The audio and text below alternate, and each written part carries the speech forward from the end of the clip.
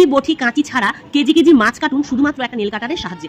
বন্ধুরা, একটা নেল কাটার দিয়ে তোমরা কেজি কেজি মাছ কাটতে পারবে, কোনো রকম ছুরি বটি ইউজ করতে হবে না, কোনো রকম গ্যাসের প্রয়োজন নেই। গ্যাস ছাড়াই আজকে ভাত রান্না করে দেখাবো। বন্ধুরা, একটা ডিব্বার মধ্যে সুতো রাখলে সুতো কিন্তু তোমাদের জড়িয়ে যায়, এমন একটা টিপস বলবো যাতে করে সুতো কিন্তু একদম পড়বে না। আর ভাঙা টিফিন বক্স ফেলে না দিয়ে কিভাবে কাজে লাগাবে সেটাও কিন্তু আজকে বলে দেবো। বন্ধুরা, মাত্র 1 ঘন্টার মধ্যে ছোলা ভিজিয়ে বড় বড় দানা কিভাবে করবে সেই টিপসটা তোমাদের আমি বলবো। বন্ধুরা, ছোলার দানাগুলো কিন্তু একদম ম্যাজিকের মতন বড় হয়ে যাবে। বন্ধুরা, লবণ দিয়ে কখনো বেসিন পরিষ্কার করে দেখেছেন? বেসিন একদম চকচকা ঝকঝকা করার জন্য 1 চামচ লবণই যথেষ্ট। আর 5 লিটার তেল যাদের ঘরে খরচা হয় তাদের ঘরে এ মাস থেকে 3 লিটার তেলেই কাজ হয়ে যাবে। এমন একটা টিপস তোমাদের বলবো, তেলের উপরে তেল দেবেন কিন্তু তেল খরচা হবে না, কম খরচায় আপনাদের পুরো মাস চলে যাবে। তো ভিডিওটা স্কিপ না করে পুরো ভিডিওটা দেখার চেষ্টা করতে হয়। আমাদের মন ভোলার কারণে অনেক বিপদ ঘটে যায়, যেমনটা আমার সাথে ঘটেছে। দেখো, এখন বাজে ভোর 4টে আর আমার মনে পড়েছে যে আজকে সকালে তোমাদের দাদাভাইকে আমার ছোলা সিদ্ধ টিফিনে দিতে হবে। এখন আমি ভোরবেলায় উঠেই, এখন 4টে কি 5টা বাজে, এই সময় আমি কিন্তু কি করলাম, ছোলাগুলোকে একটা হটপটে রেখে আর গরম জল মানে কেটলিতে জল গরম করে আমি কিন্তু ছোলাটাকে ভিজিয়ে দেবো। বন্ধুরা, ছোলাটাকে কিন্তু ধুয়ে নিতে হবে অবশ্যই, কিন্তু আজকে আমি ভুলে গেছিলাম তাড়াহুড়ার কারণে ধুতে। তো কোনো ব্যাপার না, আমি এবার কি করছি দেখো, ছোলার মধ্যে 2 চামচ লবণ দিয়ে দেবো। হ্যাঁ বন্ধুরা, লবণ দিলে আর গরম জলে দেওয়ার পরে হটপটে দারুণ তাড়াতাড়ি এই ছোলা সিদ্ধ হয়ে যাবে।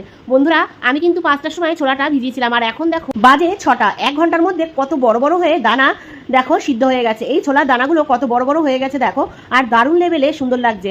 আর বন্ধুরা, এবার কি করবে, আমি যেহেতু ধুয়ে সিদ্ধ করিনি তাই আমি এখন ধুয়ে নেবো। আমার একটা ভুল হয়ে গেছে, সকালে তাড়াতাড়ি ধোয়াটা হয়নি, আমি তাড়াতাড়ি করে ভিজানোর চক্করে আমি কিন্তু ধুতে ভুলে গেছিলাম। এবার ধুয়ে নেবো, কিন্তু লবণ দিয়ে ভিজিয়ে রাখার কারণে বন্ধুরা এই ছোলাটা কিন্তু নুন নুন হয়ে গেছে, খুব দারুণ লাগছিল খেতে। তো এবার দেখো, তোমাদের সাথে একটা জিনিস শেয়ার করি। যদি কখনো রাত্রে তোমরা মাংস খাও, তো মাংস খাওয়ার পরে বাসন মাজি আমরা, মাজার পরে কিন্তু চর্বিগুলো বা বেসিংয়ের পাইপে সেটা থাকে আর তখন জাম হয়ে যায়। আর ওইটা পরিষ্কার করতে কিন্তু আমাদের অনেক কষ্ট হয়, অ্যাসিড লাগে, অনেক কিছু লাগে। তো একটা টিপস তোমাদের সাথে শেয়ার করি বন্ধুরা, কি করবে, রাত্রেবেলায় বাসন টাসন মাজার পরে নিয়ে নেবে 2-3 চামচ লবণ, আর নিয়ে নেবে 2-3 চামচ বেকিং সোডা, আর নেবে 2-3 চামচ ভিনিগার। নেওয়ার পরে গরম পানি ঢেলে দেবে, একদম গরম পানি পাইপের মধ্যে ঢেলে দিয়ে, আর এরকমভাবে সিংয়ের যে নেটটা থাকে নেটটা দিয়ে চাপা দিয়ে দেবে। বন্ধুরা, সকালবেলায় উঠে 2 মগ পানি ফেলবে, দেখবে বেসিংয়ের যে চর্বির জামটা ছিল সেই জামটা কিন্তু একদম কেটে যাবে। আর তারপরে লবণ দেওয়ার কারণে কোনো রকম পোকামাকড় এই পাইপ দিয়ে ঘরের ভিতরে আসতে পারবে না। তো বন্ধুরা, টিপসটা কেমন লাগলো অবশ্যই কমেন্টের মাধ্যমে জানাবে। এবার তোমাদের সাথে শেয়ার করি ফলি মাছ। হ্যাঁ বন্ধুরা, ফলি মাছ কাটতে কিন্তু ভীষণ ঝামেলা, কারণ এই মাছের আঁশগুলো কিন্তু অনেক গুড়ি গুড়ি, বটি দিয়ে কিন্তু সহজে উঠতে চায় না। তো এই মাছ কাটার একটা সহজ উপায়, ছুরি বটি কাঁচি ছাড়া কিভাবে কাটবে। প্রথমে দেখো, এই নেল কাটার দিয়ে আমি কিন্তু কানগুলোকে সুন্দর করে কেটে নিয়েছি, মানে পাখনাগুলো কাটার পরে এই যে তারের ঘষণি দিয়ে ভালোভাবে ঘষে ঘষে আমি কিন্তু এর ছাল বাকলা তুলে ফেলেছি। এবার দেখো বন্ধুরা, কত সুন্দর লাগছে আমার এই ফলি মাছগুলো। আমি কিন্তু এখানে 1 কেজি মাছ কেটেছিলাম। তো এবার দেখো, কাটার পরে আমি আঁশ ছাড়িয়ে নিয়েছি, এবার আমি জল দিয়ে ধুয়ে নেব। তারপরে দেখো বন্ধুরা, আমি কিন্তু হাত দিয়ে টান মারলে এর কানকোগুলো বেরিয়ে আসবে, কানের সাথে সাথে কিন্তু বন্ধুরা আমি পেটের যত ময়লা আছে টেনে বার করে দেবো। তো ভিডিওটা কেমন লাগলো তোমরা আমাকে অবশ্যই বলবে। মাছ কাটা কিন্তু অনেকটাই সহজ, অনেকের কাছেই কঠিন মনে করে, যেমন আমার বান্ধবী মাফুজা, তোমার কিন্তু মাছ কাটতে অনেকই কষ্ট হয় আমি জানি। তো তুমি চেষ্টা করো এইভাবে কাটতে, দেখবে অনেক সুন্দরভাবে তুমিও মাছ কাটতে পারবে। যারা নতুন গৃহিণী তাদের জন্য কিন্তু এই টিপসটা অনেক কাজে লাগবে। যারা এখনো লাইক করোনি, প্লিজ ভিডিওটাতে একটা লাইক করে সাথে একটা কমেন্ট করে দিও। তো এরপরে চলে এলাম বন্ধুরা একটা দারুণ টিপস নিয়ে। ঘরে কিন্তু সুতো সবারই কম বেশি থাকে, আর আমরা সুতোগুলোকে কি করি, এখানে ওখানে ফেলে রেখে দিই বা একটা ডিব্বার মধ্যে রেখে দিই। আর ডিব্বার মধ্যে রাখার কারণে কিন্তু সুতো একে অপরের সাথে জড়িয়ে গিয়ে একটা কেলেঙ্কারি কাণ্ড ঘটে, আর সময় চলে যায় এই সুতো ঠিক করতে করতে। তাড়াহুড়ার সময় সুতো খুঁজে পাওয়া যায় না। তো কী করবে বন্ধুরা, এই টিফিন বক্সটা আমার ফেটে গেছিলো, তো ফাটা টিফিন বক্সটা আমি ফেলে না দিয়ে আমি কি করলাম, ডাবল গাম টেপ লাগিয়ে এইভাবে সুতোগুলোকে কিন্তু আমি লাগিয়ে নেব। দেখো বন্ধুরা, কত সুন্দর সুতোগুলো লাগিয়ে নিয়েছি। আমার কাছে এই কটা সুতো ছিল না, অনেক সুতো আছে, কিন্তু আমার টেপ শেষ হয়ে গেছে, তাই এই কটা সুতো আমি এখানে রেখেছি। এরপরে দেখো বন্ধুরা, সুতোগুলো সাটিয়ে দেওয়ার পরে তোমরা উল্টিয়ে দেখাই তোমাদের, দেখো সুতো কিন্তু পড়বে না, হ্যাঁ সুতোগুলো চিপকে গেছে। এরপরে ঢাকনাটা যে আছে বন্ধুরা, ঢাকনার মধ্যে আবার ডাবল গাম টেপ চিপকে ওর মধ্যে কিন্তু বন্ধুরা তোমরা সুই, সেফটি পিন, কাঁচি এরকম ধরনের জিনিস সাটিয়ে রাখতে পারো। আর এই সুতোর বক্সটা দেখো বন্ধুরা কত সুন্দর অর্গানাইজ হয়ে গেছে। তোমরা কিন্তু সামান্য বুদ্ধি খাটিয়ে এইভাবে সুতোর বক্স অর্গানাইজ করে নিতে পারো ঘরে। হ্যাঁ, এইভাবে বক্সের মধ্যে সুতো অর্গানাইজ করে রাখলে কি হবে বন্ধুরা, টাইমে আমরা খুঁজে পাবো, আর এই সুতো জড়িয়ে যাবে না, আমাদের সময়টা বাঁচবে, আর সুন্দরভাবে সুতোগুলো অর্গানাইজ থাকার কারণে আমাদের কিন্তু পয়সা দিয়ে বারবার সুতো কিনতে হবে না। তো ভিডিওটা কেমন লাগছে তোমরা কিন্তু অবশ্যই কমেন্টের মাধ্যমে জানাবে। কমেন্ট করতে ভুলো না, আর একটা লাইক করতেও ভুলো না প্লিজ। তোমরা কমেন্ট করে চলে যাও, কিন্তু লাইক করতে ভুলে যাও। এবার চলে এলাম ভাত নিয়ে। বন্ধুরা, এই ভাতটা আমার বাসি ভাত, আগের দিনের রাতের।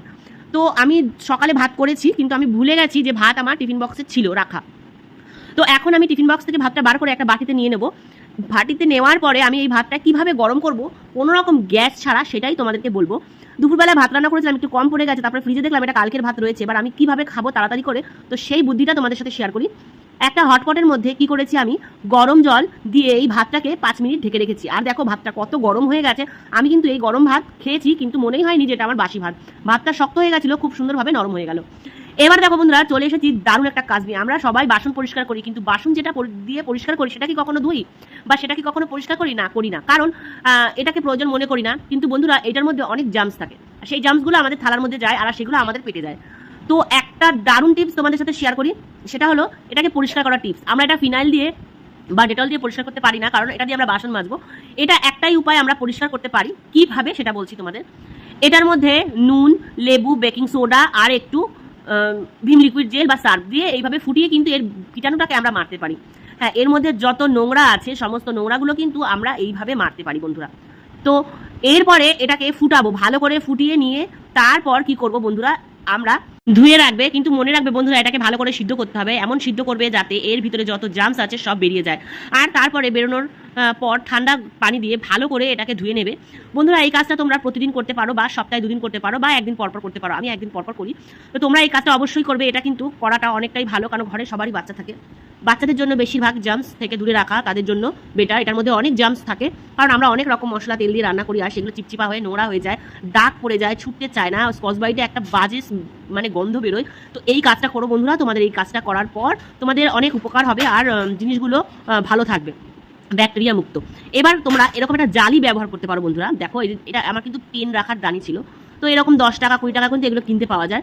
তো এর মধ্যে করে আমি কিন্তু স্কচ ব্রাইট এরকম রেখে দিই বন্ধুরা। এইভাবে রাখলে কি হয়, এই স্কচ ব্রাইটের মধ্যে জল থাকে না, সাবান থাকে না, আর কোনো গন্ধ থাকে না, খুব সুন্দরভাবে এটা কিন্তু ড্রাই থাকে। আর ড্রাই থাকার কারণে আমাদের কিন্তু সাবানের ক্ষয়টা কম হয়, আর নোংরাটা এর মধ্যে থাকে না।